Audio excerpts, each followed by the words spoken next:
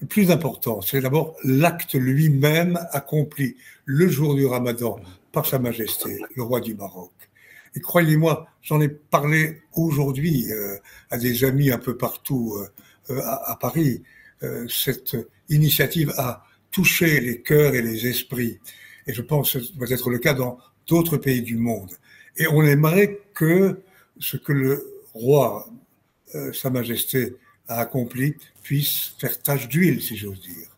Et aussi que les autorités israéliennes qui ont été amenées à faciliter les choses en raison du statut spécial de Sa Majesté vis-à-vis des lieux saints et de Jérusalem, puissent contribuer eux aussi quand même à faciliter l'œuvre d'humanité qu'accompliraient des organisations internationales ou d'autres États, et que le geste accompli par Mohamed VI ouvre le chemin à d'autres initiatives. Et puis, je dirais à nos amis marocains, soyez fiers que dans ces circonstances terribles, le Maroc soit présent avec cette générosité, cette solidarité, cette lucidité.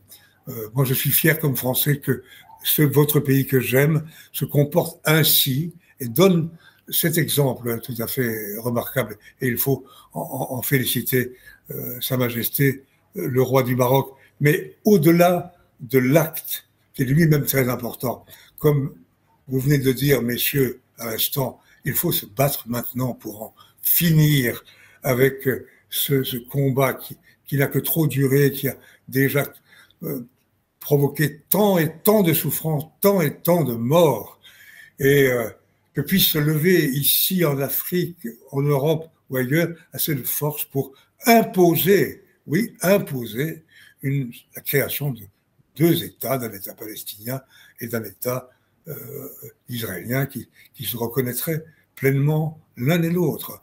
Peut-être que l'acte de Sa Majesté est certes un acte de générosité, de bonté, de grandeur.